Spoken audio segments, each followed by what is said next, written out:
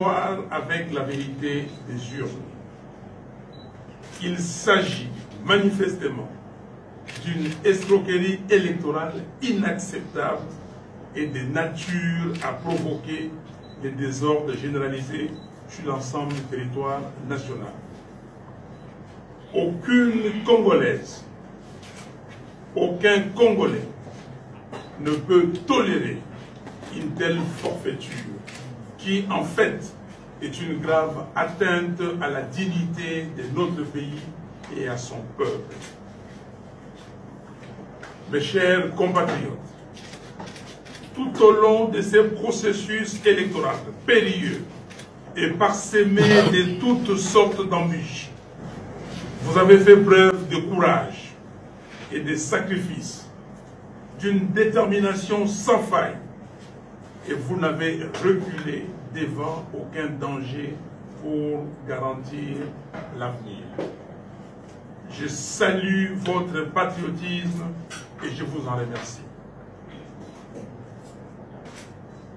Malgré l'absence préalable des crispations politiques, malgré la démission des institutions nationales, malgré les impositions insensées et irresponsables de la CENI, nous n'avons jamais cessé de revendiquer haut et fort l'alternance démocratique afin de bâtir ensemble un Congo digne et prospère. Mes chers compatriotes, devant la gravité de la situation actuelle, nous ne pouvons pas accepter, au bout de ces longs chemins de croix, que la volonté de notre peuple ne soit pas respectée. C'est pourquoi, tous ensemble, disons non au mensonge de M. Nanga, non au tripatouillage des résultats et non au hold-up électoral. Comme lors des épreuves passées, je m'engage à demeurer à vos côtés dans cet ultime combat afin d'arracher des ennemis de la République le respect strict de la vérité des urnes. Levons-nous tous ensemble comme un seul homme pour protéger notre victoire, protéger la victoire du peuple congolais. Main dans la main, poursuivons ces combats jusqu'au bout. Convaincu, comme l'a dit Rossi Mukendi, que le peuple gagne toujours et le peuple gagnera. À tous ceux qui ont pris connaissance de la vérité des urnes, particulièrement à la Conférence épiscopale nationale du Congo, CENCO, et à l'Église du Christ au Congo, ECC, à travers vos observations historiques, nous vous demandons de révéler au peuple congolais et au monde entier le nom de la personne qui a réellement incarné le choix de notre peuple.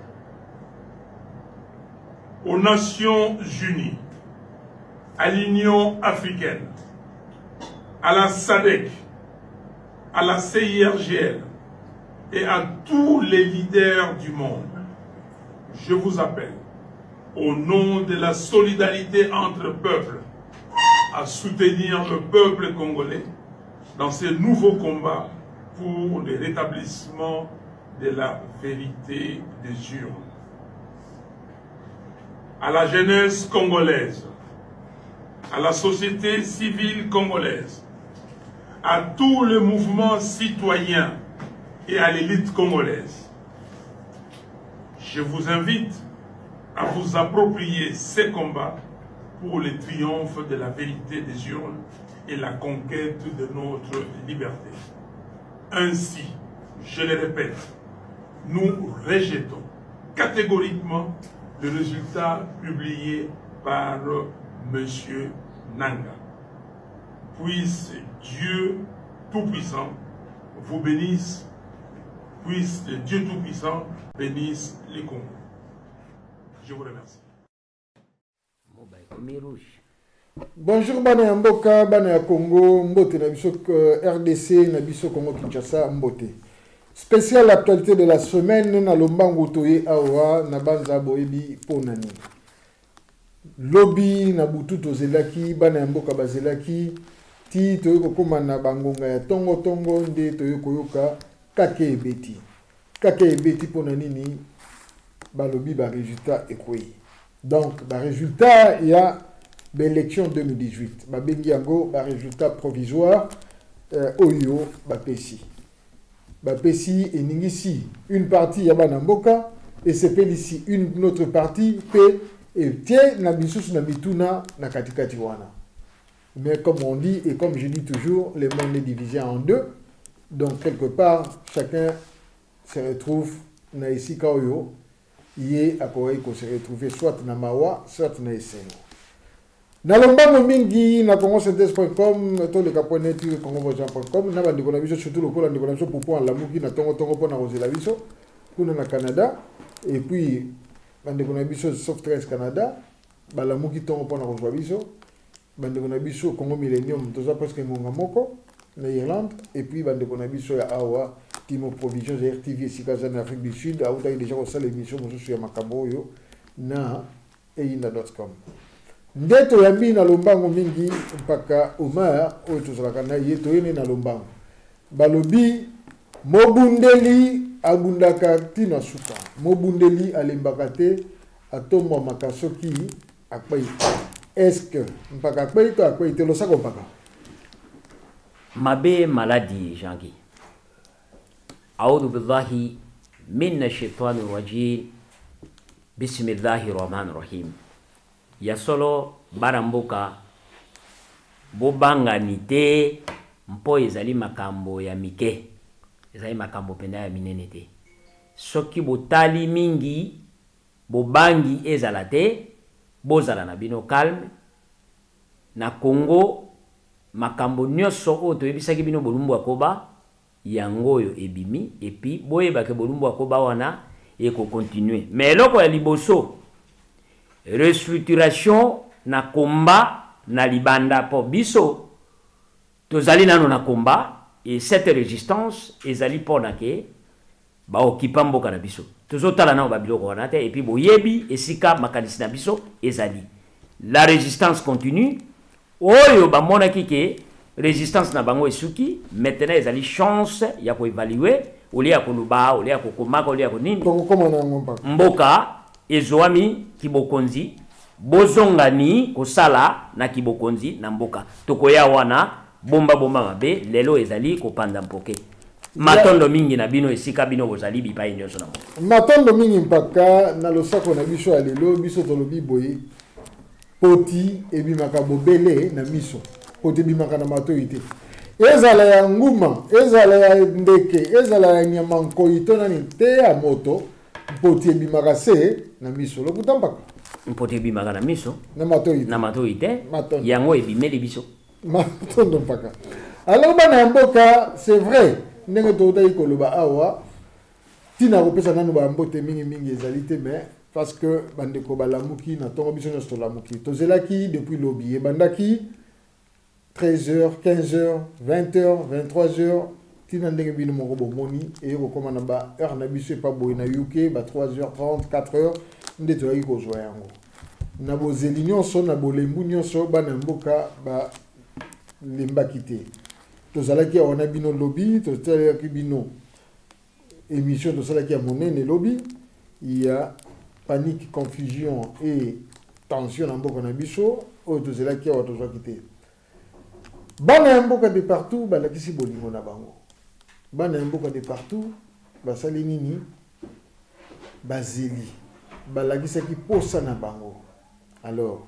posa wana est-ce que ezalaki concrétisé to concrétisé te tokokoma awa mais nde barésultat ebimi oyo bato babanda kozela d'abord avant topesa bachiffre tokokende nano epai ya mpaka toyeba mpaka yo moko d'abord oyambi barésultat o ndenge nini bana ya mboka bayambi yango ndenge nini na baoyo yo osololi na bango tokende nano wana Ouais, bon, omoni makambo ya mboka oyo bandeko tosi toyeba déjà bandakala lobake bato oyo batiaki motema na elikia pona biloko wana mais bazali baleki même calculatrice o mundele asi asala bango bazali mayele koleka même calculatrice. Cela veut dire bataille yango na bataille moko ke même bato mususu bazui ta mususu ba 10% ou bien 1%. Mais le problème est d'abord tozali ce que zaki na poto ce qui va pesi mutu driving license, cela veut dire ici provisional license parce que ce que provisional license wana tozolo bapenda élément ya bato ba ebine mokili ezali provisional license ezali esika okotambwisa mutuka na maître na yo akozala pembeni donc il faut driving instructor il fasse la pembeni pour na kopesa ou bien mutu moko azana asi azwa déjà license full license aza pembeni parce que yo zana na full license ne ozana provisional driving license alors na provisional wana epa na biso bazo mona ngo za provisional te puisque Afrique provisional ko maka déjà moto asi akomi na license siko bato bino bozo deal na bango tolobi bien ezali ba Rwandais bozo deal na ba Rwandais. Donc Rwandais siko alingia memisa moto mokumba parce que boko blâmer sur kanambi te kanamba maele te ba maele boza na tina ko blâmer mutu moko te kuna na Congo boko blâmer siko yo ndeko na bino moko batieli bino ye wana président ya mboka siko tango akomi président ya mboka miso na bino nyonso ko se focaliser sur na ba Rwandais te puisque moto aza mokonzi lelo na mboka zanani azali ko congolais siko bino bolukaki bato no bato baza jaloux bazo ça bokonzi ko yango wana epai na maboko d'accord la tango epai na maboko sikoyo donc total sikoyo donc ezali sikoyo ke réalisation na bino emonono pe na mokili bato nyonso babanda ko lata ba veste awa boy ba cravate ba nini koluba luba ba nini bokonzi epai na maboko soki koniata okoniata kitoko parce que ozana bokonzi kuna mais sikoyo olie bo vanda kana ba poto na ba malili pues abisote bisoto zana no na vraie résistance yo leki matone kimbango loba la vraie résistance to zana no bisoto zo résister kaka poto ebi ala ko to résister occupation bino sikoyo bosilisi occupation résistance et si esili bosi bozu présidence maintenant ezali bozongana botala ebonga ya bokonzi ndenge bandeko babanda ko lobana le défunt maréchal ke zonga na Kinshasa nisika bokonzi bo bino siko bokonzi se zoami donc il faut bokende bozonga siko yo na Kinshasa esika ya bokonzi mpona bokamba ba institution nyonso bokota mpo ete Congo ebima na pasi oyo ezali Matondo mingi mpaka Yamboto kende nous ne pourrons pas avancer sans que tout ça na ba chiffre o epesamaki lobby selon la CENI balobaki boye ezali ba résultat provisoire ndenge tomoni oyo epesamaki d'ailleurs lelo na mokolo na lelo mais définitif ekozala le 15 donc poso ekoya oyo bakopesa ba résultat définitif tobosani te ke eza na ba compter mosusu eza na retard ya ba bulletin eya eza na ba compter mosusu ezalaki suspendu ou bien ezalaki comment désannexé na élection pour na ba raison boyokaki ya Ebola ya sécurité locale la Beni Butembo et ba mususu nani Yumbi donc bango ba résultat na yete to rien ba chiffre wana après mais pour l'instant oyo tozanango selon la CENI po to ya pe na oyo ya bandeko na biso ya 5 ko bazalaki nango résultat ya CENI et lobby boy ndeko Fachi donc Félix Antoine Tshilombo Tshisekedi na cash na bango donc UNC UDPS bazui 38% de voix na lobby bien ndeko Félix Tshisekedi Tshilombo Antoine Tshilombo a eu 38% de voix tokei na ndeko na biso Mafa donc Martin Fayulu na Lamuka selon la CENI na lobby biso selon la CENI a eu 34% de voix. Alors, Ndeko Shadari, Oyo, ya FCC, a eu 23%. Na Nyon Sowana et Salibiso, 95%. avec un taux de bon. Nabanza déjà tout ça dans Okuna, Banan Boka Baza comme on a Nyonsowana, donc tu vas arrondir quand même, hein. Donc tu vas arrondir Bavoa Nezali, taux de participation dans Bango Yangwana. Mais, et ça, et là, comme on a mentionné par exemple, le candidat Bazala qui est belé, pas Kalanda Wana, le candidat Bazala qui est belé, les quelques heures n'a pas Tanga, Totanga de Konabiso, Noël Tiani, Totangin de Konabiso, Pasteur Théodore Ngoy, Totangin de Konabiso, Gabriel Mokia, ya Gabine Bazobenga, Totangin Maman Nabiso, la seule, où elle a l'élection présidentielle, Maman Marie-José Ifoko. Totangin de Konabiso, où elle a Lamuka, de Konabiso Matungulu, Totangin de Konabiso Mozitu, Totangin de Konabiso Kamere, Yepe Azana Kati, Totangin ba Oyo Noso Batikali, Bango Noso va totaliser 5% au Itikalaki. Ok, loco. Wana selon la CENI. Donc, sur les 21 candidats, je crois, au Batikalaki, les 3 va totaliser 95 ou 95%. Donc, Fachi, Mafana Chadari, les 5% Itikali Nawandeko, Nabiso, Yagabi, Mokia, ou Alobaki, et Pako, BT, le coup, la 2 fois. Parce que déjà, on a chiffre, on a nous, Tolobi Boni. Bon, au moni, babandaki nano na ba députation, babandi ko éliminer na ba députation, na ba parti moko bo, on a yoka ko tute depuis Congo et banda, même tout ça qu'on a dit. Donc babandi na biloko mike, biloko mike, mais tango ba komi déjà ba kotoyo, cela veut dire ba sili, ba sali, calculation, oye zali ke ko bimisa, moi ba tutala kaka ba calcul ngo soko moni bien. Eza biloko a cop. Puisque le président sur les AYACOP, Montoso comme ça na bakop au Kenega na makamba bakop. Voilà, c'est long. Ah, c'est long gaï et puis c'est long pe mokili. OK. Parce que ceux qui ont moni bien réaction ya Congo lelo, ceux qui monto a gagné pena solo. Bato bako bima na niveau ko sakana. OK na ba réaction.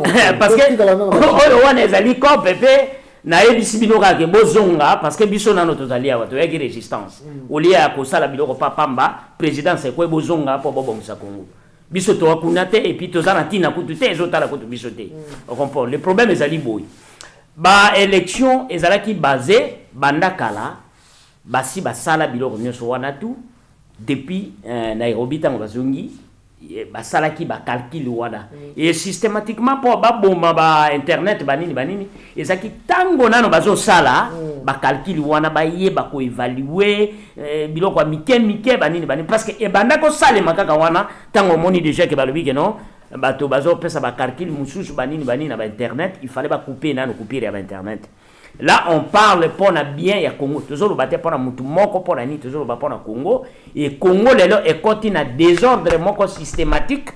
Oyo mokili mobimba ba moni ke mboka wana eza incapable était pour na biso te incapable pour na bato oyo bazali kuna na bino bato bozana poto o bozolinga okende te tango bino bozui pouvoir. Donc aussi bozui pouvoir. Bravo pena Kabila ndenge asali parce que alakisi pena mosala ke tala musala yango na pesi bino yango yo bino moko bosala et ko bima ba calcul wana ko bima ke na chaque mutu ayebi siko ye moko intérieurement conscience na ye yeso yebi sa ye ke et loko soko moni même réaction na ndenge ba sepelaki osomona ke réaction moko ezalaki animé mais ezali siko réaction moko slow motion o balobi na anglais. Donc les ali pendant le comment côté que moto se peli azoganga bani non les ali slow motion parce que les ali very careful et puis d'abord bango ba yeba quitter po bato ya Chadari babana ko se pela déjà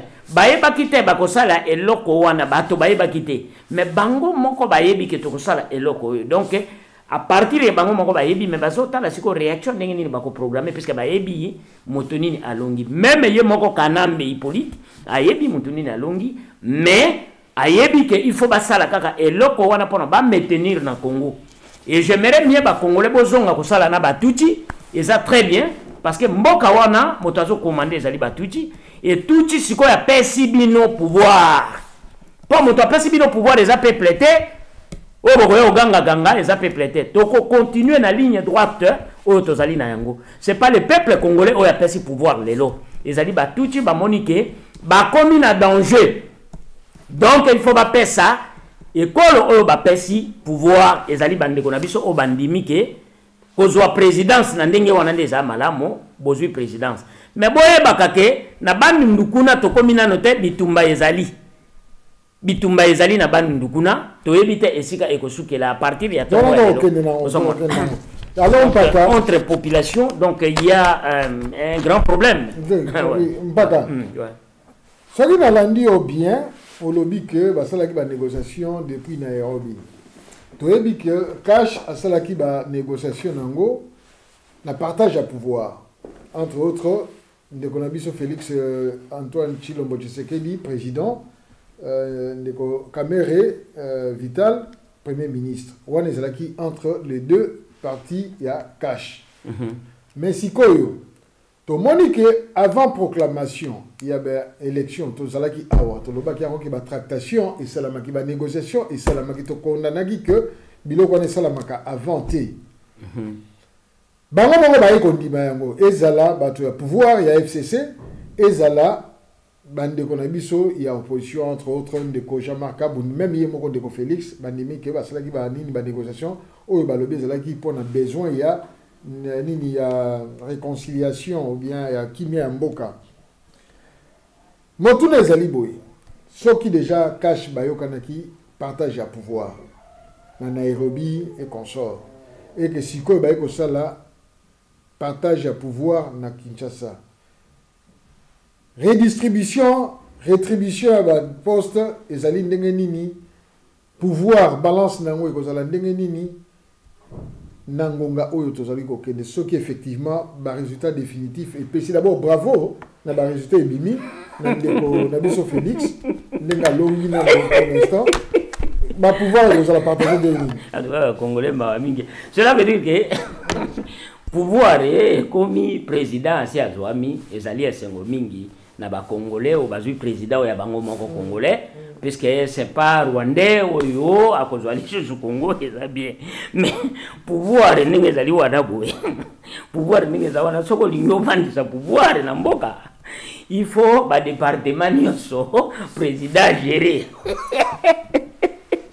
pardon bolimbisanga pardon il faut président zalaka na ba département nyonso na maboko na ye parce que il faut d'abord défense, il faut contrôler économie, il faut contrôler justice, il faut contrôler donc ezali biloko oyo présidence et puis intérieur affaires étrangères na intérieur il faut oyeba ndenge nini ya ko retirer biloko wana agawa soki biloko wana échapper yo soki ezana maboko na yo te eloko moko ezali te pour ko exercer pouvoir te pouvoir ko zala exercer na batu mususu mais yo zakaka ke président honorifique ba vandisi yo quelque part mais bazo sala musala puisque biloko wana ko zala yo te et puis ba ko injecter bato na ba na ba place wana ni surtout donc ba ko injecter bato na affaires étrangères na bani donc pour le moment Congo ezali siko ezokende siko à la vente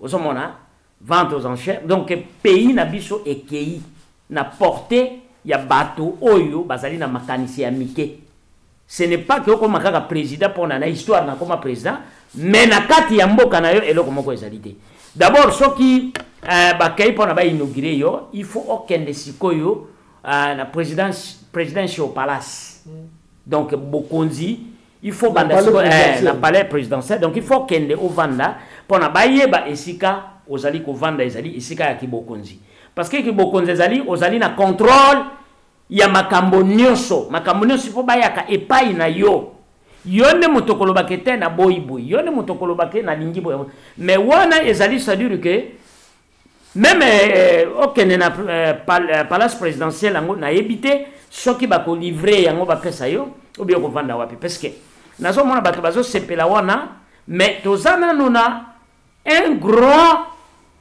mot à dire à partir ya babiloko ezoleka mot na biso ezali munene pona koloba na makambo wana parce que to komi na noté na esika oyo makambo ekobanda wana ezali bandi d'accord paka avant que na ba chiffre oyo ya contestation eloko moko soki bango bakaboli banini ba poste ministériel oyo babandaki kosala nini kokabola koyokana mpona yango c'est que FCC a séjoui par naï. Mais dans la nanu nani ninengolobi va poste régalien nyonso ezali justice, défense, affaires étrangères, économie, affaires intérieures, intérieure, na banque centrale, nous se pesa magina nous na Vital Kamerhe, oyo position il y a ba congolais et ça morceau dur hein. OK. Problème était. Toye ko siko ba kaboli na FCC. FCC a joué ndambo à pouvoir. Tout le monde a qui déjà Obe Minaku a lobaki boy. Et chaque Yachadari les alliés pas si pour nous parce que tu perd de pouvoir. Même à négocier. La veille, tout le monde a qui déjà bandeko Yachadari va sepelaki. Na bandeko Atundu bazako sepela. Ba sepelaki nini wana ya liboso. Mais motuna les alliés na nuboy. Motolokola la mère Mende, la mère Mende, à l'oba yango qui poste wana ya télécommunication ou bien poste nani pardon, il y a nini information et communication, il y a côté kaka yango te. Ndeko Tambe Mwamba. Kema mfumbe ko. À l'oba justice wana abotami nango akoli nango akoti kaka yango te. Lelo soki ba jouer yango ou bien ceux qui bandeko na biso ya cash quand tu as en gros bah du pouvoir qu'adviendrait de Tambwe Mwamba et de la mère Mende na ba mususu oyo ba sakoshaka na pouvoir. N'oublions pas que ndeko Movapé o azali ministre intérieur alobaki bolinga te bolonga te ngana ko longa na lukunga pe na kozala na pouvoir tokosuka wapi ezali biloko ya bato yo bazali kotala makambo ya solo te na ndenge ezolobama. Biso tozotala siko tozotala mutu te, biso tozotala ndenge Congo ezoko beba. Congo ebebi ekei na bato oyo bazali na maturité politique te tolobaki awa. Ezali kozongelaka mais répétition ezali mais science. Là tozali pona mutu te mais tozali pona pays. Il faut tout monde d'abord est-ce que ko sepela ya mwasi ya Félix po akende ko yamba Kamerhe ezali ke balongi kop na bango mais bazali bandeko kasi balongi kop na bango te ya ya za bandeko c'est normal ke ko ouais mais ayambi mais oyamba kana mobali na yo bolongi te okoya mandeko parce que ezali kop balobaka mobali azali mopaya ndeko na za makila na yo makila na yo ça c'est la politique mobali no akomi président okende na ko ya mobali no nesengo okoyamba kope ke tolungi likambo biso to planaki d'abord ozomona ke mobulu ekobima na ba poste parce qu'il faut ba bien que Mamfumbe akolongo esika wana te po wana ezali RCD Goma bazo continuer na continuité wana donc yo ozana eloko moko te okopesa bango te po bango babunda na yebisa bino ce sont des rebelles bo sepela nanu te ozomona donc peso ko moni bien bande konanga banoko nanga ya Maniema na ebike bango bazana likofi ya kobomba o comprendre Maniema bazana likofi ya kobomba kope wana ninge ezali mama na kope ya kusakana ti parce que eloko liboso ke mutu na bango alekite chada bakena eti na suka ya suka maintenant bakena na suka nani apesi bino pouvoir eza bango bato wana. Okay. Osomon bango ne bapesi bino pouvoir. Yebaka ke Kamerhe akolinga sikoyo ke mutu to boto solo la ba makambo. To tiango pe sur le papier banini boni awa. Yo zali président. Il faut le kasiko ki présidence na yo sikoyo est dominé na ba makambo wana contrôler. Contrôle nango kozani kuna na armée pe bande kwa Katanga na bande kwa Maniema ba vanda sikoyo na armée bazoze la bino donc siko ko pango ndenge ezali eza kop moko ya danger ya kosakana donc batie siko pays en péril batie pays en péril makambo nyonso tout et baby parce que il fallait moto oya kokaki kozala aye a compète na bango a longoli pouvoir ya Kabila osomon mais bayebaki déjà que likambo soki salemi e kozala mabe pona biso et puis tokosuka ndeni toyokaki déjà ndenge babanda koloba baobembi ndako banini bamona eke soki toperdre eloko esili donc ezali bapréparatif moko oyo bacongolais lelo bao bazosepela bazali miso molili mais moto ya solo oyo aza na mayele ezali ke batikeli mokumba na moto oyo akozwa baresponsabilité te epuis makambo tu bakosala ekozonga na motu ya ye. D'accord. C'est ça le problème. Soki nalingi na paraphraser yo olingo lobake nous ne sommes pas encore sortis de l'auberge. C'est que continuité, il n'y a pas Wetuchi, ils allaient toujours. Ouais, ils allaient toujours, ils allaient continuité. Bah, PV Oyo, de Konanga et moi, Soyo, Alinga ko signé. Et qu'il y a pour y a porté disparu. Moto MLC, moi si wana, Oyo, a Boyaki, a claqué porte à Kei, a ko signé parce qu'à l'obike, a wana monique, makambo ya récite, ils allaient à te, Mouton a nazo signé, bah, PV à longité, n'a ko signé. Azali porté disparu, a commis wapi. Bon, que la ngai mama wana na kisasa. D'accord. Akeina biloko e. Ok. Mawa. Comme l'élection nyonso, comme l'élection nyonso, balobaka toujours que opportunité ya ko ça l'appelle les alaka, ce que moniko sepelité. Opportunité ya okende na l'état ezalaka, ba témoin bazalaka. Toyebaki bien que depuis kaka babandai ko reporter ba date ya ba résultat banto ya sanko ya senko pardon bolibi senko ba sango ngana sango na senko bande ko ya senko ba belelaki balobaki bango bachaki plus de 40 000 témoins na ba urne bazalaki déjà na ba résultat oyo basalaki nini ba kabolaki na ba diplomate na ba organisme internationaux na l'état na biso et même na yemoko Joseph Kabila ba pesa qui est lettre wana ba pesa qui yango pe na ba département des droits de l'homme. Cinco asi ya lobi que bango bazali na ba résultat au bazanango ezali contraire na oyebimaki na butu na lelo. Wana ici ba lobi ba sali déclaration. Ndeko na biso mwana mpoyi azalaka na makasi mingi aza nango akotiela biso yango anytime à tout moment bapesi boyi oyo sikoyo bato ya Human Rights Watch droit de l'homme oyo bazali mpe na rapport wana bachiffre ya 5 na bandeko ya protestant ezali boye bana ya mboka selon la 5 moto abimaki na moto ya makambo nyonso ezalaki ndeko Martin Fayulu Mafa avec 47%. Tozongeli bien. Selon la 5, les abisotés, pas de dire que nous savons ya que pas nabiso. Selon la 5, Mafa Martin Fayulu abimaki na 47%. Ndeko nabiso Fachi Félix Antoine Tshisekedi Chilombo abimi na 24%. Et ndeko Shadari 19%. Ce qui est sali, calcule bien, bango ne sona basali 90%, 90%. Oyo batikali baya Gabi Mokia, ne tozobengaye, bande konabiso pasteur Théodore Ngoyi, maman nabiso Marie-José Ifoku, bande konabiso Noël Tiani, pour les États-Unis, bande konabiso Matungulu, Mozitu, qui est Kamere, na ba oyo so batikali babimi na 10%. Alors, ce qui te compare, est-ce que, Paka Omar, il y a de quoi Likambo Oyo ekende na batribino, il y a de quoi Likambo Oyo et la Moussaba Namboka et Pesaba Namboka Kanda, surtout que Toyebi Oyo Nanueza provisoire.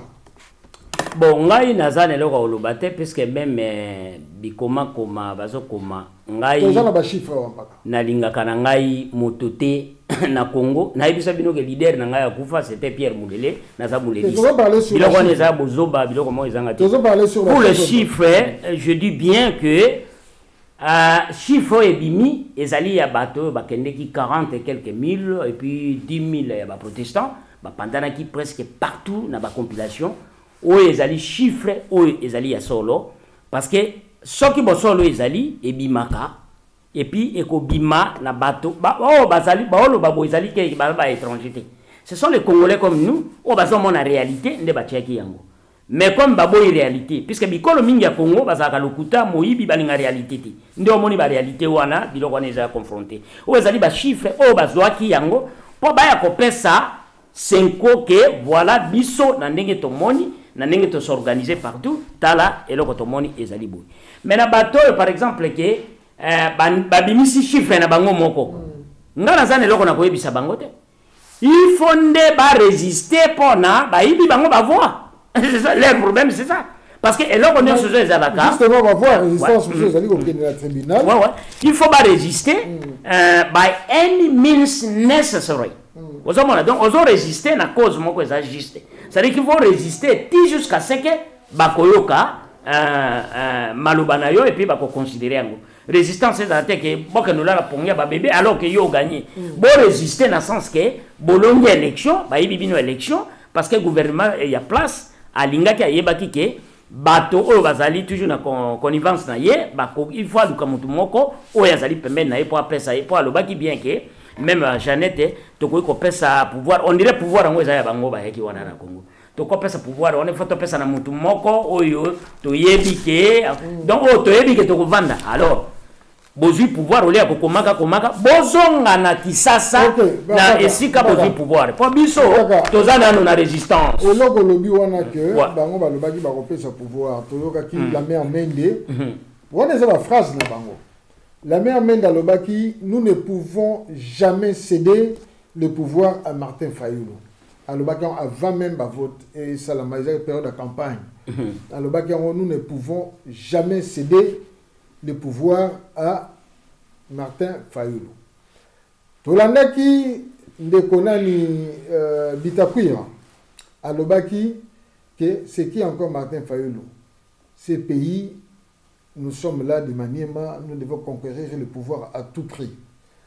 Tolandaki gouverneur ya Maniema alobaki Fayulu akozwa pouvoir te. Tolandi gouverneur ya Katanga oyo abana ko inciter bana mboka na violence na période ya nini yemoko Joseph Mokonzi ya RDC yango ayaki koloba na batu to sololi yango to yebi alobaki je sais que Fayulu a gagné mais na kopesa ye jamais pouvoir parce que azali soutenu na batumi balé oyo Moïse Katumbi, oyo tozali na yeba problème personnel, tokosili saka yango sikoyo te, et puis Jean-Pierre Bemba, oyo ba généraux balingi était.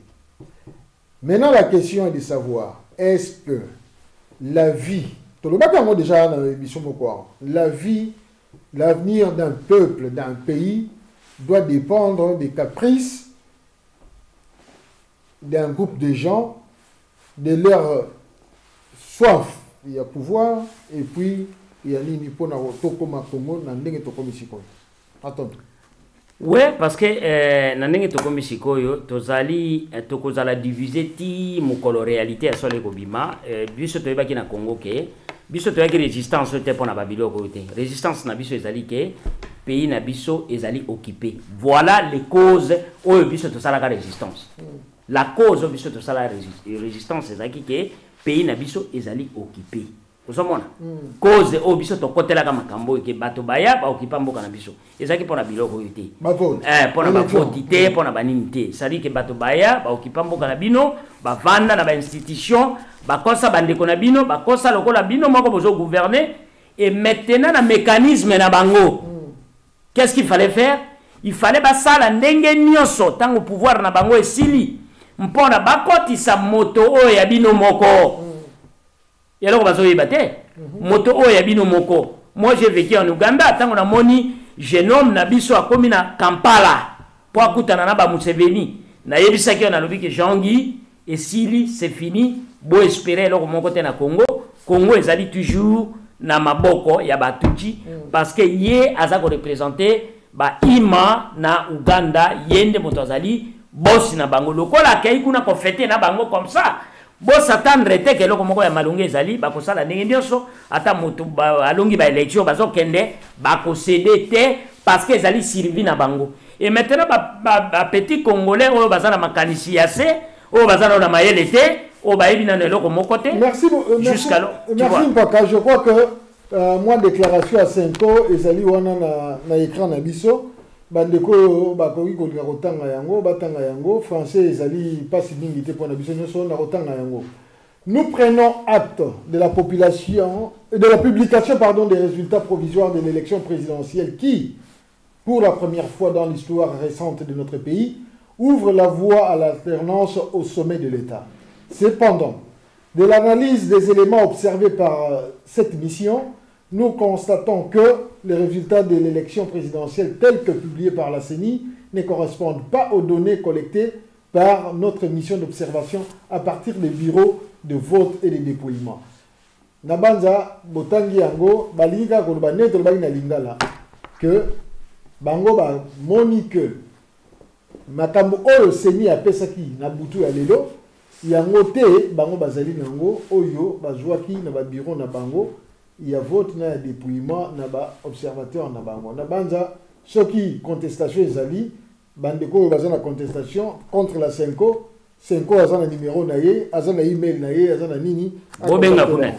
Merci beaucoup. Wana eza biso te, yango to baka wana biso, soki likambo ezali to tchaka maloba ya batu to tchaka ya munoko na biso te. Matondo mingi. Alors, paka eloko mosusu. Soki lokola bandeko ya Senko balobi, to landi France 24 na Tongo. Wana na landi personnellement. Tant que le résultat est bimi, il faut qu'on un peu partout, dans mon salon Salaka. Bango pe balobi que selon rapport na Bango, ezali Oyo et Bimité. Et même ministre na Bango, ministre français des Affaires étrangères na France 24, a lobby effectivement Bango ba résultat au Bazanango, bazwa qui a observateur il y a 5 ans, et ça y a moté à Sengi. À Sengi na 5 ans, on est na Tongo, à Sengi na 5 ans, va publier le résultat na bango exact autour comme on a siko. Va contester on va lobby même que déclaration. Voilà ministre et affaires étrangères, déclaration il y a réussite, il y a un économiste Fachi et zala qui pas si consistant par rapport il y a ba résultat. Alors bandeko ya Belgique ba ekoloba. Bandeko ya Libanda ba komi koningana. Est-ce que déjà Bokabwani Koti entre pouvoir les appuyer na bande kwa Libanda? Bon, ngai nazali carrément makambo nyonso wana tu o bato bazomona biso to. Merci mpaka to na no mopaya moko. Allô? Allô? Allô? Oui, bonjour. Bonjour. Oui. J'appelle de Londres. Oui. Maman Lynn dans la forêt. Oui. Bonjour, maman. Je voulais quand même intervenir quand même pendant l'émission. Nous vous écoutons. Un message Nous vous écoutons. pour notre pays et nos frères congolais. Nous vous écoutons. Okay. On n'est pas vraiment surpris de la décision de la CENI. Oui. Parce qu'elle est chapeautée et organisée par la Kabylie. Le souci de la Kabylie est de rester au Congo pour de bon et de confondre le peuple congolais pour aboutir à leur fin. La Kabylie, son plan d'action est de diviser le peuple congolais. Nos frères de l'UDPS, réveillez-vous. Ne balkanisons pas notre pays. Et à notre frère Chilombo, il n'est pas encore trop tard de faire sortir les Rwandais dans notre pays. Nous ne pouvons pas accepter d'avoir la victoire avec l'occupation en place. Nous ne voulons pas que M. Chilombo soit un président étiquette. Donc, nous, peuple congolais, avons le droit de revendiquer se voir voler par la CENI. Sinon, notre pays va rester sous occupation. D'accord. Merci, maman. Merci beaucoup. Merci beaucoup, maman. Merci. Ok. Merci beaucoup. Un autre invité ou bien quelqu'un d'autre en ligne. Bonjour. Allô? Allô, bonjour. Allô? Oui, bonjour. Oui, bonjour. Oui, votre prénom et votre... Oui, je suis Emmanuel. Pardon? Oui, je suis Emmanuel, j'appelle de Libreville. Ok, monsieur Emmanuel. Emmanuel, j'appelle de Libreville. Oui, monsieur Emmanuel. Qu'est-ce que vous nous dites? Oui, c'est par rapport à l'intervention de la CENCO. Moi, je ne sais pas il faut rappeler l'histoire de 2011, je pense qu'il avait fini par prêter serment dans sa concession, dans sa résidence, oui. Et toujours est-il que nous avons une institution habilitée à donner les résultats, mais quand la Senco elle-même déjà, qui était en train de dire qu'elle connaissait le nom du gagnant, elle connaissait le nom du gagnant, elle n'avait jamais révélé ça. Et puis finalement, aujourd'hui, elle veut contredire ce que la CENI vient de dire. Mais finalement, bon, nous sommes dans une situation où nous avons compté des millions de morts. Donc, je vois pas, quand elle fait ça, c'est une façon de mettre l'huile sur le feu. Donc, c'est une situation où elle doit savoir que légalement, elle n'est plus habilitée à donner les résultats qui peuvent être acclamés par tout le monde. D'accord. Alors que lorsqu'elle parlait déjà, elle brandissait déjà, elle disait déjà qu'elle avait... 30 secondes parce qu'il y a quelqu'un d'autre en ligne. C'est une forme de pression. Ouais. Ok, merci beaucoup, monsieur Manuel. C'était une forme de pression. Oui. Ok, merci beaucoup. Nous prenons quelqu'un d'autre en ligne. À l'heure là. Merci beaucoup, monsieur Manuel. Merci. Ok, merci. Allô, bonsoir. Allô? D'accord. Invité na biso mususu akei, mais azonge la biso. Ba oyo nyonso bazomeka kobenga ngai na ba numéro na ngai, na lobi ben na ba numéro na ngai. S'il vous plaît, nazali en ligne, en live, bobenga na numéro oyo epesami kuna na l'écran. Comme ça, tu es un babino. Merci beaucoup. Mais, alors, bonsoir. Bonjour, pardon. Oui, bonjour, mon frère. Oui, votre prénom est... La bonne édition, je ne sais pas si je peux m'exprimer en lingala pour la bonne édition. Non, pas de problème. Comment on a ici qu'on se benga? Comment on a Stéphane, j'ai la partie de la Turquie. Ok, Stéphane. D'accord, Stéphane, Turquie. Oui. Pour la bonne audition, on a rappelé dans les solos à 91. Oui. Vous savez, le Monseigneur Mosengo. Oui. Monseigneur Mosengo na la conférence nationale. Dans mon indécolobie, Monseigneur Mosengo na la conférence nationale. Président Etienne Tshisekedi Azaki Premier ministre, aucune institution ne peut destituer une autre.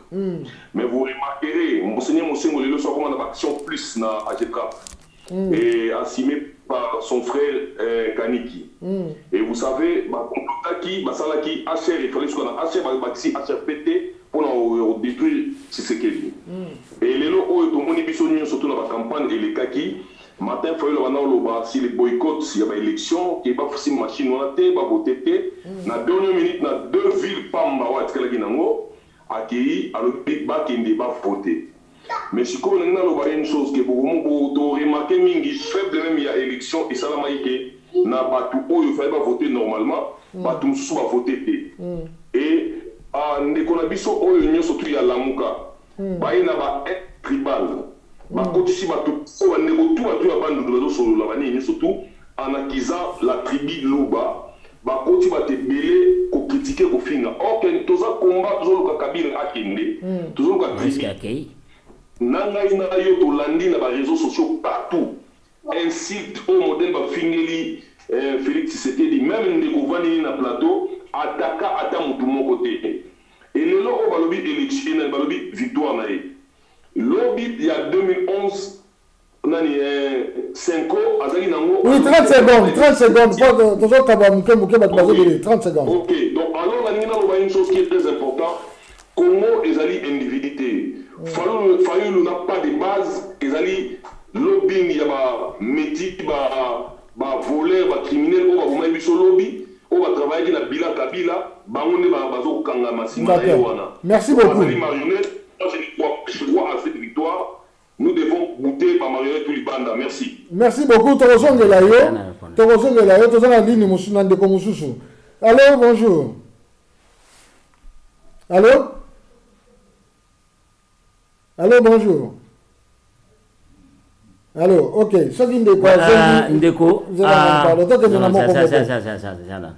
Ndeko, n'a répondre direct. Ngazali équatorien. Ti les lots, vous allez discriminer na code de 32 boye biango. Mobutu avant nous on a 32 ans, na Congo a gouverné à yé mokoti. Yo Stéphane ozoloba wana bandeko na yo bazalaki na kati ya gouvernement Mobutu. Mais nazali na répondre malamu. Ngai nazali mouleliste na sens wana te. Nazali mouleliste na sens ya kobate la patrie, moulela kufelaka mboka wana. Eza lokola bino ba venturier papa mbate. Vous comprenez? Ba venturier papa ma o ba yaki même na Mobutu bozoloba wana, vous avez travaillé avec Mobutu. Boli yaki na Mobutu.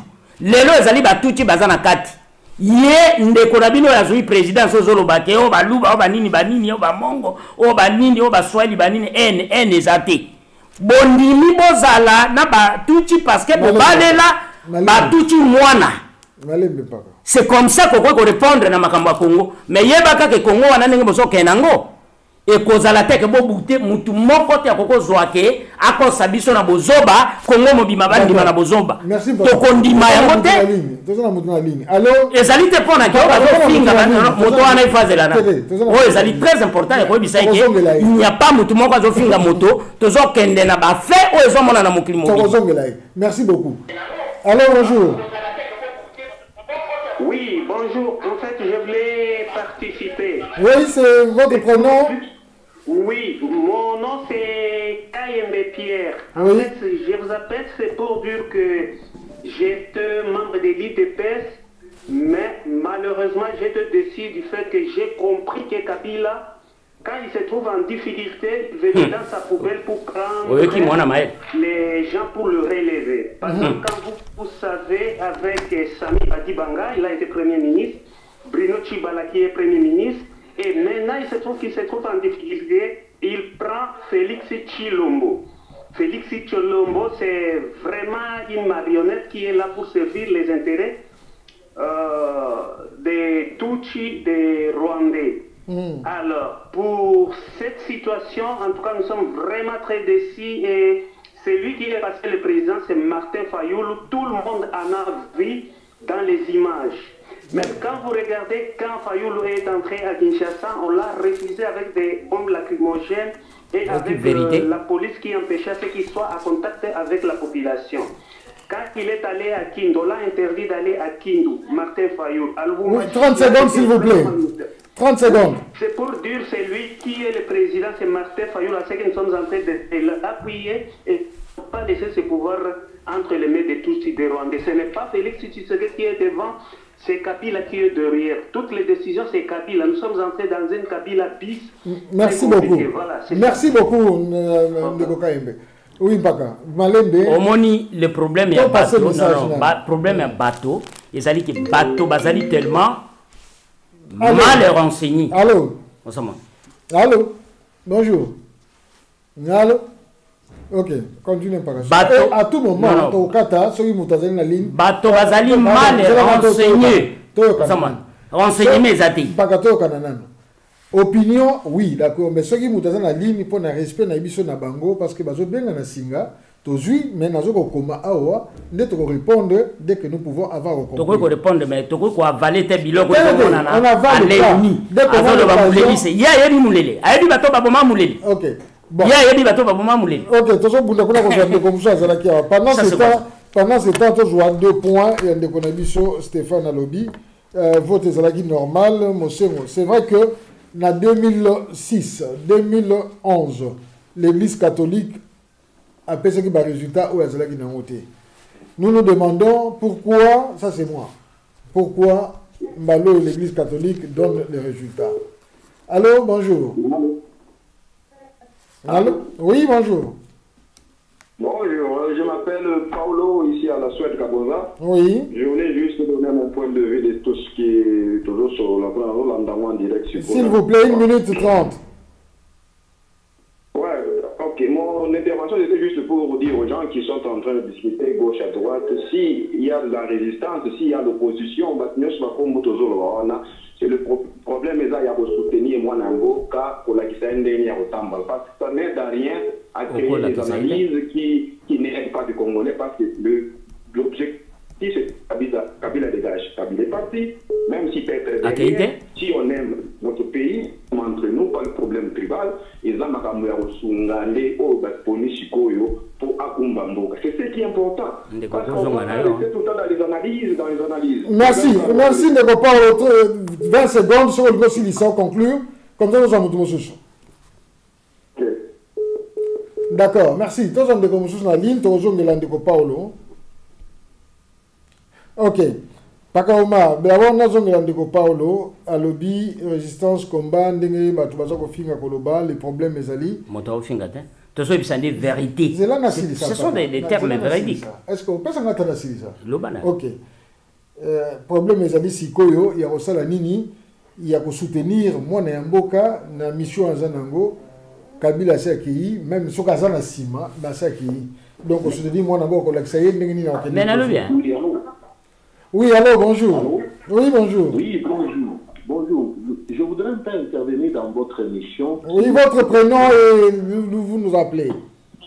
Oui, mon nom c'est Baudouin, je vous appelle à partir de la Norvège. Oui, monsieur Baudouin. Oui, je voudrais d'abord vous remercier par cette émission qui est si pertinente. Merci. Mais je voudrais relever un ou deux points concernant la situation que nous sommes en train de traverser actuellement. Parce que ce que je regrette, c'est que le peuple congolais a raté un rendez-vous important dans la vie de la nation. Parce qu'il ne s'agit pas des individus, il s'agissait de faire barrer ou de faire disparaître un régime qui a tant longtemps meurtri ce peuple-là. Mais malheureusement, les Congolais, certains Congolais en ont fait le contraire. Je voudrais relever ceci. Tout a été fait en dessein ou sous la forme pour empêcher à Martin Fayoulou de gagner ses élections. Et vous le remarquerez même, à partir 30 secondes. de la publication... Oui. 30 secondes, s'il vous plaît. Oui, bon, d'accord, si c'est 30 secondes, je ne sais pas. Mais vous remarquerez même à partir de la publication des résultats, on a commencé à publier les résultats provinciaux pendant que cela n'était même pas prévu. Vous voyez, pour la simple raison de pouvoir montrer aux Congolais, Martin Fayoulou n'a pas gagné, ou sa formation politique et la dynamique de l'opposition n'a pas gagné même un député, donc c'est-à-dire qu'il n'est pas si populaire.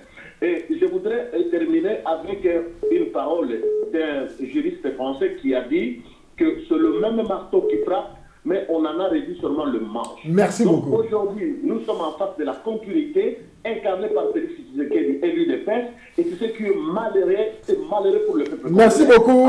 Merci beaucoup, Ndeko Baudouin. Le peuple congolais a mis dans l'UDPS. Merci beaucoup, Frère Baudouin. S'il a plus, revenez-nous après. Alors, bonjour.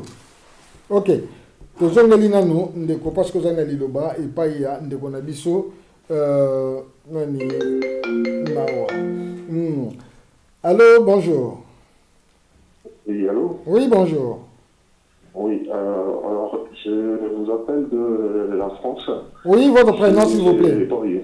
Pardon? Zolanda. C'est Boy, je vous appelle de la France. Oui, Gogo Nani. Boy. Boy, ok, Olobi Boni.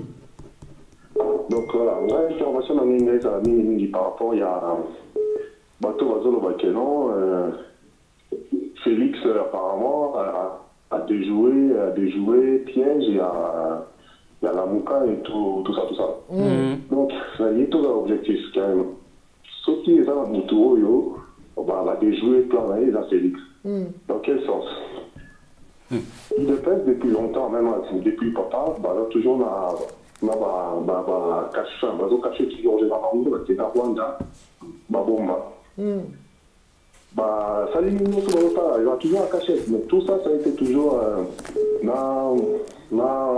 toujours dans la relation, toujours avec... Rapidement, parce que dans la minute. Oui. Donc tout ça a démontré que on va tout aller comme sous la piège. Et à la fin, quand on qui va continuer la piège en route, qui va voter Fayoulou, ils se sont retirés. Donc aussi tout ça, de toute façon, après on est que ça y est la Kabila et puis ils ont le pouvoir, mais le pouvoir a pris de la trahison. D'accord, merci beaucoup. Merci beaucoup. Merci beaucoup Ndeko Nabiso Boy. Toyamba Ndeko Mosusu mpaka tokozwata Nabiso ko répondre mituna. Allô, bonjour. Bonjour papa. Oui. Oui. Toza l'émission en live, pesa biso kombo na isiko zobenga. Ok, Donc, merci par tout d'abord, malgré la possibilité de bonne année. Merci, Nayope. Bon, comme on a dit, par Robert, on a bien à Manchester. Allez, intervenir pour la Macamo de Bonne pour le 1 minute 30, hein? Ok, oui. Il a dit juste, il y a dit, vraiment très grave. C'est pour la question de la Congolais en général.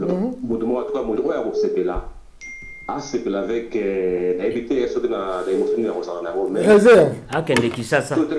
Avec les autres qui des juste tout droit au mur. Au mur pour l'année déjà, pour la bataille cash, on va dire que jamais de dans le Congo pour exemple au Azali dans l'impérium. Il commence le bureau assez dans l'impérium. On est pour le dire que Kokabola, Kokaba souveraineté en mort à la bise. Président au Azali impérium. A créé la richesse déjà quand on a été des France on a été 30 secondes de dossiers et de tourner en rond. Ok. En tout cas ce que moi allé à Ndekolabiso en tout cas grâce à Ndekofran il faut à ça à que ne pas voir à proposition à décrier avant. D'accord, merci Ndeko Robert. Merci beaucoup parce que nous avons quitté Mbamoutoumoussou. Alors bonjour. Alors, les paroles, on a souhaité parole Kabozo, quand la minute n'a pas été pour intervenir. C'est là qui sont au Bangui Soussou, donc nous sommes toujours prêts à Koyambayo. Ouais, donc le problème qu'on a, on a problème, la bus c'est le moment de se réunir ou lieu de se diviser. Parce que les autres, il y a pas de confusion. Nous sommes dans la banalité, il y a le Kouta, il y a le Solo. Le problème que les Congolais ont besoin maintenant, c'est de se réunir parce que la division que toujours nous avons entre Bisso et Bisso, tout le monde qui Kabila est au Bouma. Ndeko Paolo.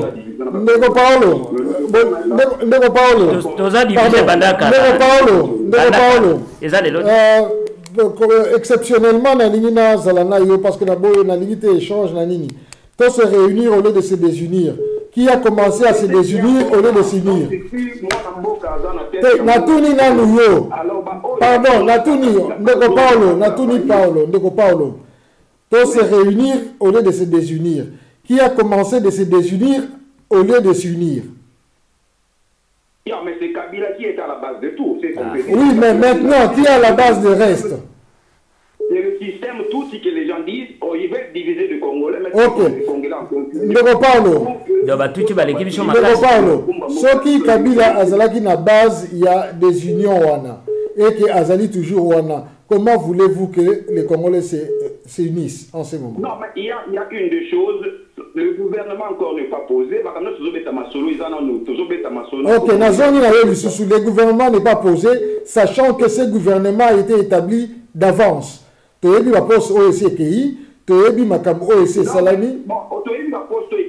en train de parler. D'accord, merci beaucoup. Merci toi, parce que minute entre Bisso, nous sommes prêts toujours à Koyambayo.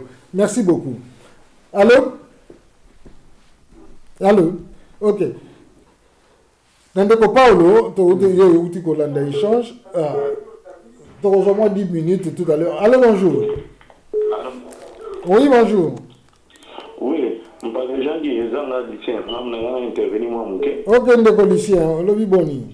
Oui, na uta kutingile lo bona WhatsApp na tiko bota lango. Nazo zonga na makambo frère na monsa uta yekoloba. Omoni problème ezali ba uti koloba yango clair tiko na tota na TV5. Ba lobi na loi, selon loi électorale, ba koki ko publier l'élection té oya ba ko publier l'élection provinciale té.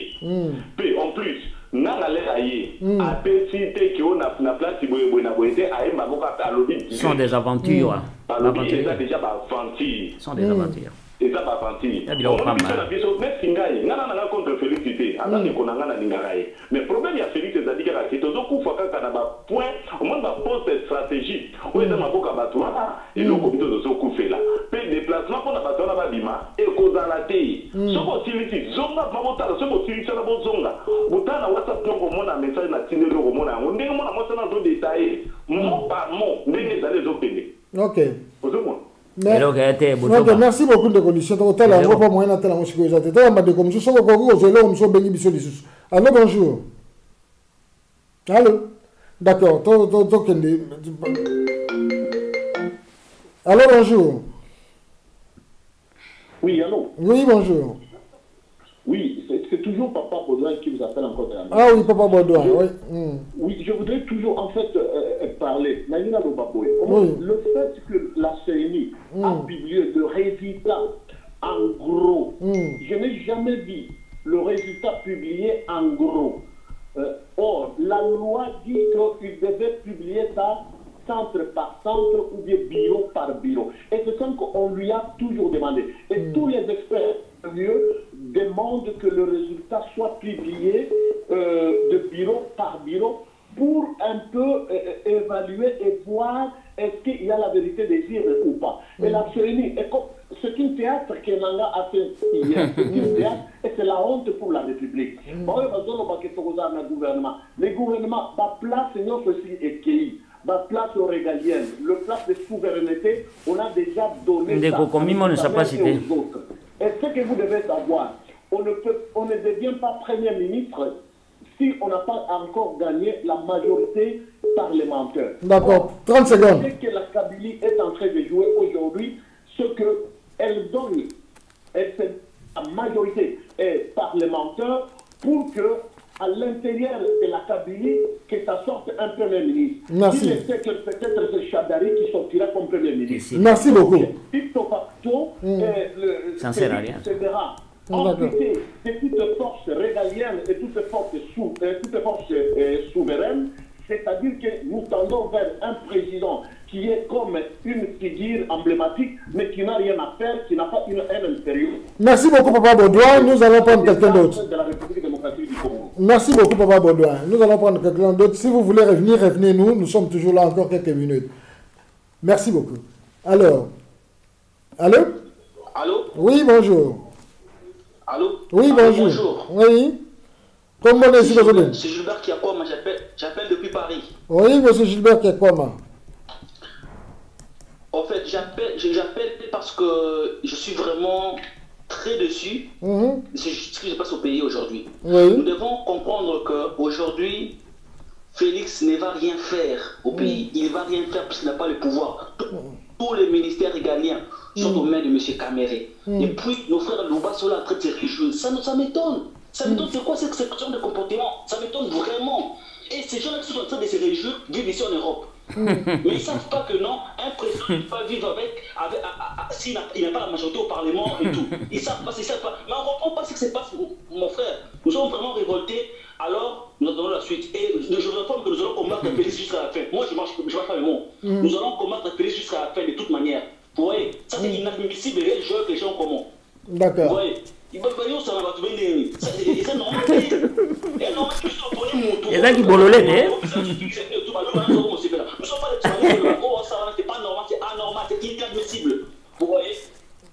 Merci beaucoup de Gilbert Kiakwama Junior. Naïmi Boy na lobby Junior. Non, c'est quand même.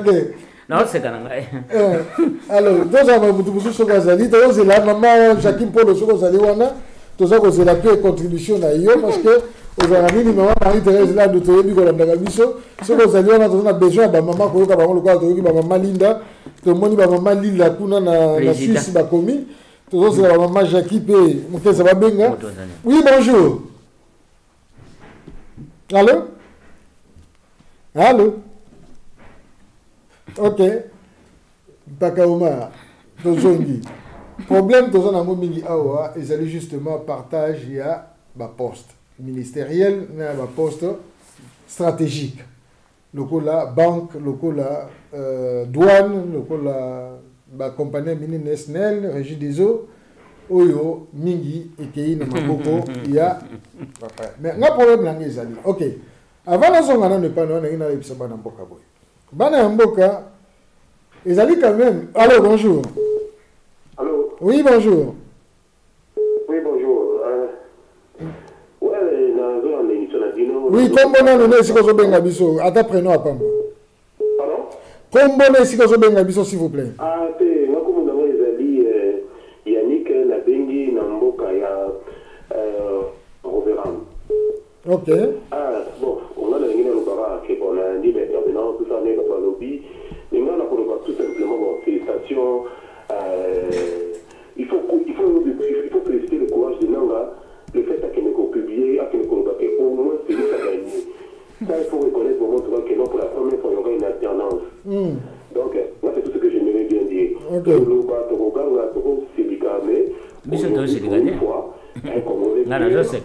De la tradition d'opposition en matière de pouvoir. D'accord. C'est le jour de cela pour la première fois. Non, mais nous, et la félicitation. Merci beaucoup, Ndeko Yannick. Félicitations, tu aurais réitéré en haut, parce que tu as pensé en haut. Enfin, moi, personnellement, l'émission, on a pensé déjà au début. Je ne parle pas le wagi bravo. Et c'est pardon, ceux qui ont déjà coupé une minute. Allô, bonjour. Oui, bonjour. Oui, votre prénom et d'où vous nous appelez? Oui, comme on a Ali, Raoul, la fin de la France. Oui. Comme on a Raoul, la fin de la France. Raoul Toyoki. Mais papa, au moins, franchement, nous avons l'émission à Bino, mais tout ça, le problème, il y a tribalisme dans le Congo. Voilà. Ça, c'est vrai. Les messieurs qui à côté de toi, et puis les choses sérieuses, les choses vraies. Les hommes, Papa Omar. Papa Omar.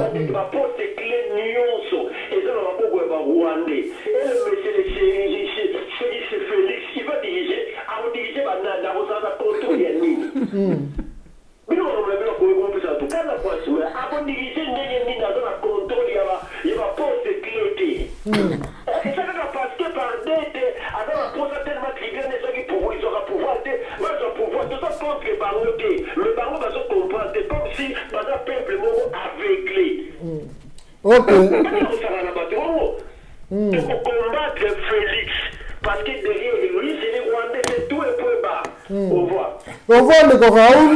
Ceux qui prennent ma cambouille à pouvoir, allez, bonjour.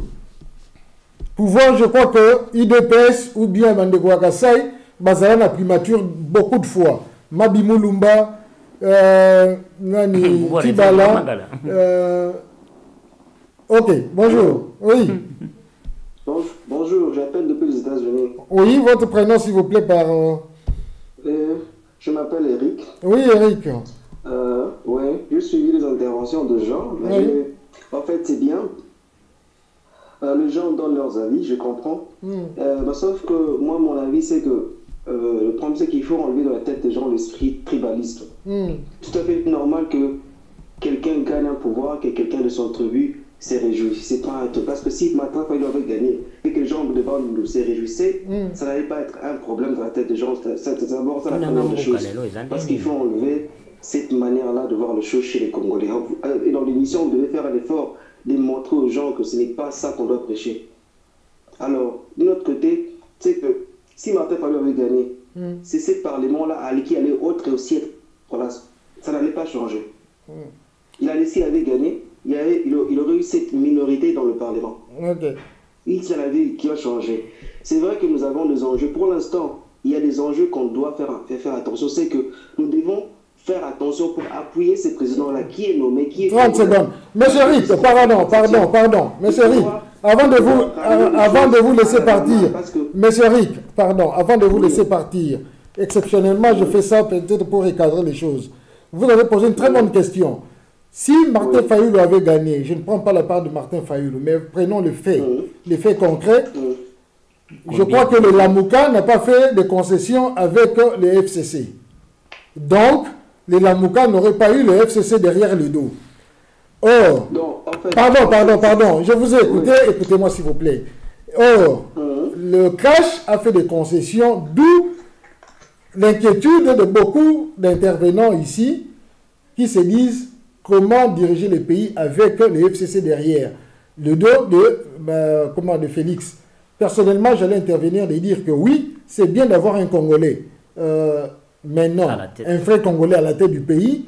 Pour moi, alors, tous les cahiers de charges des Congolais seront à sa charge. C'est à lui maintenant de nous bouter. Les Rwandais dehors, les Ougandais dehors. Moi, c'est la responsabilité que je lui donne. C'est ça. De remettre la fierté du pays, de sécuriser le pays ça c'est bien parce qu'il est maintenant un Congolais. Donc nous n'aurons plus à condamner ou à critiquer l'étranger. Voilà mon intervention par rapport à ça. Quant au tribalisme, soyons aussi, parce que quelque part nous nous voyons tous concernés. Des qui ont commencé à faire le bout du tribalisme en public, insultant les autres. C'est la question à laquelle vous devez maintenant vous poser d'ici le soir. Revoyez vos images, sachez qui a commencé à insulter qui, quelle tribu a commencé à insulter quelle tribu. Merci.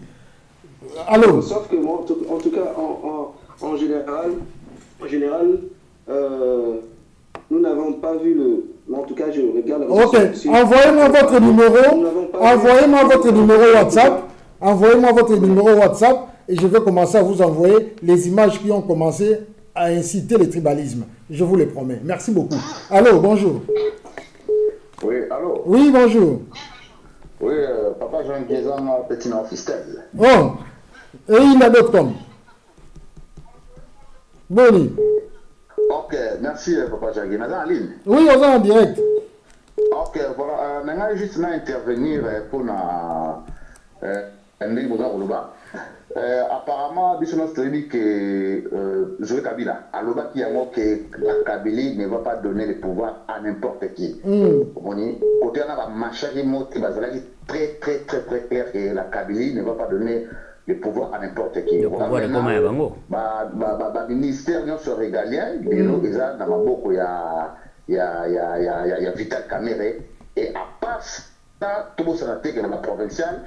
Moutouro a remporté Olmen des alliés FCC. Donc cela veut dire quoi? Cela veut dire que Kabylie dans le Parlement, la majoritaire et poste ministériel aux Arégaliens et aux Anamabou et à Vital Kamere.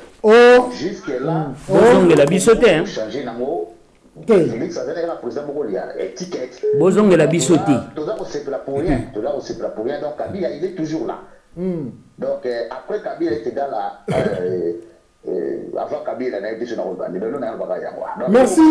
Merci Nekofistel, vraiment présence dans les Alaki Motouya. Par rapport à ce que Kabila Bazoloba, Joseph a dit, Nalingi Natikala Namboka Nangai, il a dit tout récemment dans l'interview dans anglais, Nalingi Natikala Namboka Nangai, car j'ai beaucoup de choses encore à faire. Ok, merci beaucoup. Merci beaucoup, mes confisels. Des jours seulement avant l'élection, d'accord, merci, mes confisels. Merci beaucoup.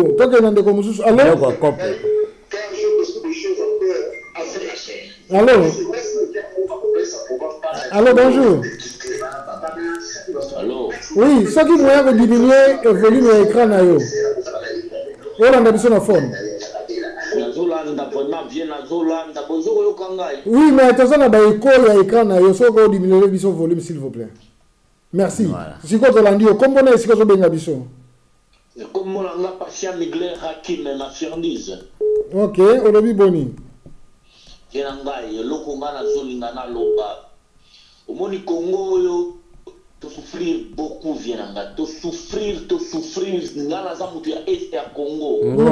Nazo yoka biloko, nazo yoka baninga na ngai loko bazolo bapona Etienne Tshisekedi. Ngai na sali révision ya ba résultat oyo seni elobaki provisoire. Mais na moni ke biloko oyo ezala fluvie na ngai. Parce que Kabila ya lobaki ke ye mutu akoti ya poids ezande Martin Fayulu. Non, Martin Fayulu te o ndela ni o Rwandais. Shadari. Yes. Comprendre-tu? Biso to kodati to kendati na ndenani. Pardon. Ok. Ce qui est aux l'émission de compassion Miguel, parce que tu Katanina yo, comme on a souka, il y a un coup de fil dans l'émission, tu as quelques minutes seulement. Tu as quelques bateaux souka. Oui, bonjour. Alors bonjour monsieur, oui, comment on a? Comment on a Ikete, merci. Ok. Olobi Boni. tout la monnaie, et le gros de résumé, nous sommes dans le Mongo. Que la vie soit comme la maturité. Il faut que le peuple noir ait comme la maturité. Donc, maturité, c'est de l'autre. Parce que ceux qui maturité, c'est là qui c'est ce que je peux dire, mes conseils. Donc, tant que maturité de l'autre côté, tout politique, tout, il n'y a pas la même chose. Quand le trop la roue continuera à tourner de la même façon, en fait. Ok, so, moi, minute, la seconde, okoki expliciter biso eloko nini olingo loba na point nini penza poignant oyo et marqué yo. Mais on est marqué d'abord, vous avez que politique, il y a un triangle. Tu vois qu'on fait le triangle là. Mais quel est le triangle, tu as la communauté internationale. La gauche, tu as le pouvoir, et la droite, tu as le pouvoir, la gauche, tu as la position.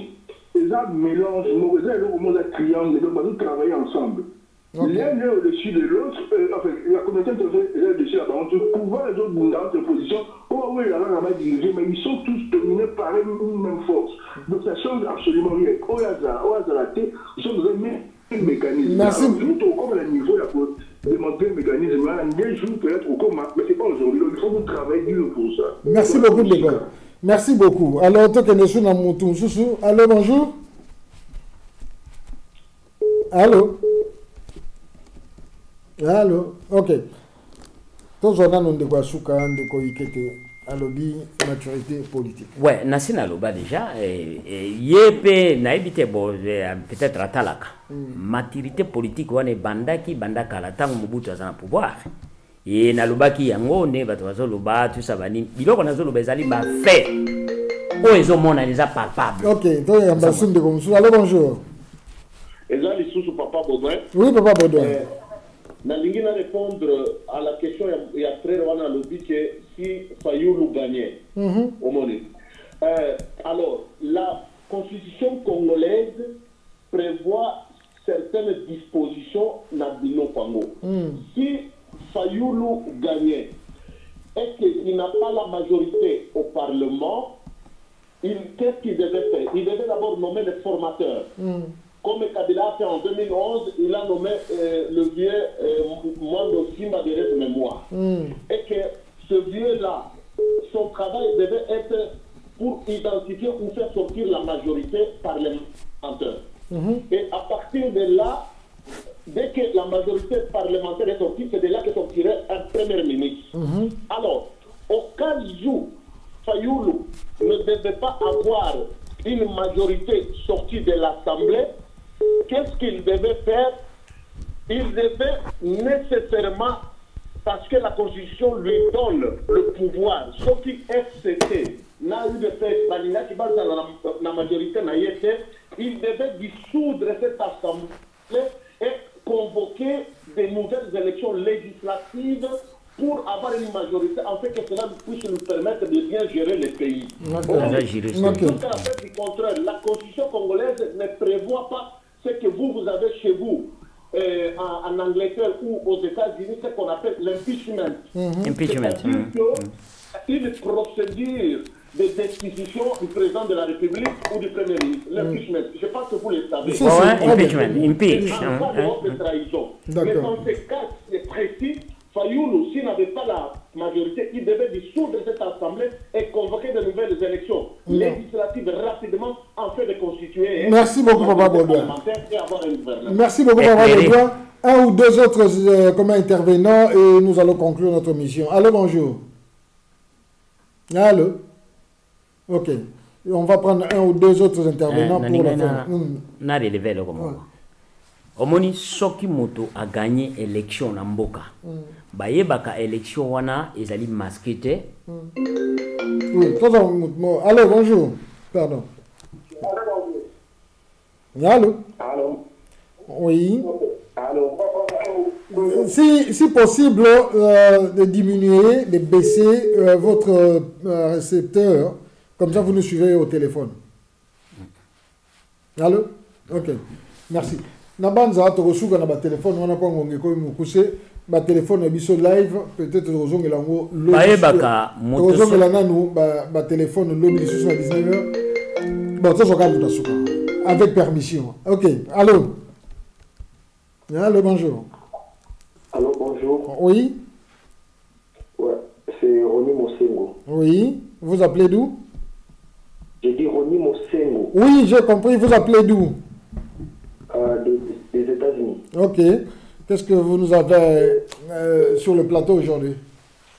Ouais, je voulais juste suggérer quelque chose, oui. À savoir, on est Congolais, on restera Congolais. Nous rentrons un peu en arrière, on avait un système boutiste qui avait été, nous à l'époque, des biens avec tous les frères de toutes les provinces. Ça c'est vrai. On avait un système obligé. Merci. Tatabo, Moko, Mamabo, Moko, Ekolobo, Moko, Patribo, Moko, Mokonzibo, Moko. C'était une façon de nous rapprocher de toutes les provinces. Moi, je suis de Bandundu. Précisément de lac Maïndombi. Mais j'ai dit à passer presque ma jeunesse à l'Équateur. On nous envoyait, on envoyait nos parents aller dans des cadres de mutation. Oui, 40 secondes. C'est ça qui faisait à l'époque la force du pays. Et aujourd'hui, si nos frères et sœurs tentent à faire de n'importe quoi, de dire voilà, moi je suis de tel côté, moi je suis de l'autre côté, c'est une façon de tenter pour faire la balkanisation de notre pays. D'accord, merci beaucoup. 20 secondes pour conclure. Ok, s'il vous plaît, je demande à tous nos compatriotes, ne restons pas dans cette étape-là de créer des discussions inutiles. D'accord, merci beaucoup. Kelly, comme président, comme il est sorti, c'est parce qu'il est congolais. Merci beaucoup. Je n'ai pas dit que tout Boulouba, je suis des bandes de dos. Merci beaucoup. Merci beaucoup. Merci beaucoup, M. Roni. Merci beaucoup, M. Roni. Nous prenons quelqu'un d'autre. La fin. Ok. Tokati Wana, vraiment désolé pour nous demander Koyo. Basaline, intervention, réaction. Ceux qui ont la mission, lobby vendredi, 19h, pour l'actualité de la semaine. Tozali na ba place ils ont manifesté selon parodie à Makambo Basali, puisque pour moi mon temps changé ndenge nazo candidater pour na Makambo Congo. Le problème c'est quoi? Tozali na Walungu où ils allaient infiltrer na Batuchi na ba Hutu Burundais na ba Hutu ya Tuchi Walungu. Tozali na Kasai na limité. Biloko ngana yebisi bino botala partout na Congo, bo visionner partout na Congo parce que ba fungoli internet on comprend que ils a 3 parties wana bato ba célébrer. C'est comme ça que ba mboka et manifester tene loko wana. On a zo bisabino za réalité o ngana za kozwa. Osomona réalité ya solo. Même les loko na Kinshasa o comprend que za limité, je crois Kinshasa za nie. Peut-être moi mon boulot est na Kingabwa na côté ya Njili wana. Mais réaction population par rapport à réaction à population bazako tukunate. Population peut-être bazaki na autre chose basatandaki mais comme ba moni eloko wana ils n'ont pas vraiment na ba réaction moko ya ko bina ko jibile bani ezate. Parce que ok la révolution mentale est côté na bato na biso ba komi koyeba même ozali ndeko na yo même ezali congolais mais il faut ba congolais wana ndenge abimeli ndenge nini. C'est ça le problème au bazana ngona congolais. OK, pas grave. Problème moko ezali que tozalaki awa tolobaki eloko moko to bana ko supposer scénario moko que il se pourrait que Joseph Asalaou Asali parce que oui déjà biso to kamwande et que d'ailleurs même lobby to lobaki moi na émission à lobby et que batie moi na mboka moko liboso de façon que parce que na média ou ya libanda nous tout le monde bazoloba un leader de l'opposition balobi un leader balobi les leaders donc différence c'est ça un leader et les leaders. Un leader la qui dans le sous bazali les leaders c'est gazaye le corps ba comme ko dima que ça leader à opposition ba comme un leader à opposition ba comme on a opposition est mais biso mo te biké opposition zo bunda est-ce que l'égalité légitimité ya ko bunda la baya mais non on a lancé déjà on a lancé na ebisi OK tozali la vraie résistance bazolo baba on parler sur légitimité na l'égalité il y a vote au salami parce que balobi ezali un des leaders. L'égalité na légitimité na ngo ko uta kaka na bato parce que basi bandima déjà illégitimité il y a régime na illégalité à régime donc régime wana ebimisipe illégalité à ba élection na illégitimité à ba élection donc ça continue ezali babilo mo que ça continue ezate que lelo batonde ba éviter ba koki koye baté ko différencier entre loko ezali légitime et na ezali illégitime o ezali d'abord pour mon amalamo ba démarche ne se salemaki et la kisaki déjà illégitimité il y a loko ekobima ba kei ba kutana Museveni bazo jubilé donc tout a été programmé ba kei ba komina na Nairobi ba vandi na fief ya ba Rwandais tout a été orchestré et puis tout le monde qui na écran la clarité à biloko wana donc mutune wa yebite ndia ko kamona ba biloko biso to yebi ba biloko to ko kamona biso te au moins bateau bazo komaka banini et soki to moni bien bango moko ba ko vivre parce que biso tozana no baobi tozana poto te ouais kizenga el mumbiste atikala ki na poto beaucoup des années jusqu'à ce que azonga ki et puis à côté na gouvernement ka tant camarade na Laurent a du pouvoir donc nous ne sommes pas ba résistants oyo bolukaki ke bolata ba veste bokende kusangana ba Rwandais non nous ne sommes pas là nous sommes pas là toza biloko na te sikoyo to banda iko supposé suspecter que il se pourrait sur comme un scénario oyo bitumba izala entre les deux fractions. Il y a opposition, il y a Cash, il y a Lamuka. Est-ce que déjà moi signe il y a Bitumba les autres se manifester? Ouais, Bitumba ezali déjà parce que est-ce que tu as un liboso na bande ndukuna ezali na problème moko très sérieux bandi kona biso bazo lobaka abwe ba ebite ba totone ke bandi ko musu bakende kuna bavanda bayambaki bango ko bandi ko banini donc tout cela évolution et bandi d'abord na Kwango on a monaki ke bato bandu batelemi bakei ko buka bandako ya ba police ya ba bureau ba police et puis bato bakufi ba policier pe bakufi donc bango ba yebi awote et soko kena kisangani ya ide mort.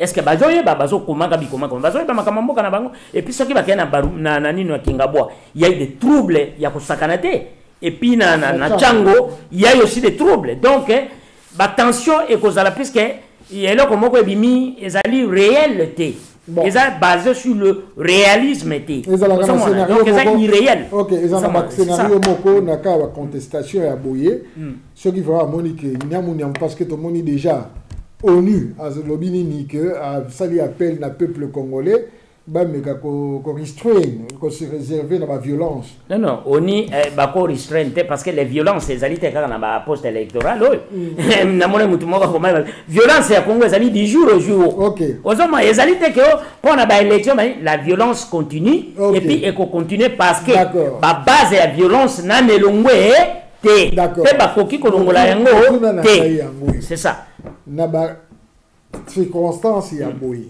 so ba monique nyamu nyamu compte entre ba différentes comment couches ya population ba bengaka na union nationale ou bien gouvernement union nationale surtout so ba contestation ezali o alobinga boyo kanezate nyamu ba est-ce que to koma ba ko vandisa bandiko ya fachi bandiko ya Cash ya Lamuka na ya FCC pour basala gouvernement union nationale pour préparer l'élection. Bon eza bango kaka puisque balinga ki bakende biloko na quant à moi na ko kendete parce que soki na yebi kaka résultat na ngai ezali boy na longi na okendete na okendete na ça je n'ai rien à perdre dans discuter na mutite parce que je sais que na longi même ce que bon limité mais na fond na ngai na yebi que na réussir oh tu ezali ba biloko moko ezali ba biloko moko ba osala ngo ezali comme des théâtres parce que ce qu'on moni d'abord ce qu'on moni mécanisme on balinga qui pour programmer le Rwanda et ça les dans aucun pays du monde sauf na Congo bobomi électricité au sali boye bato bazo vanda ba journaliste bazo vanda bazo trembler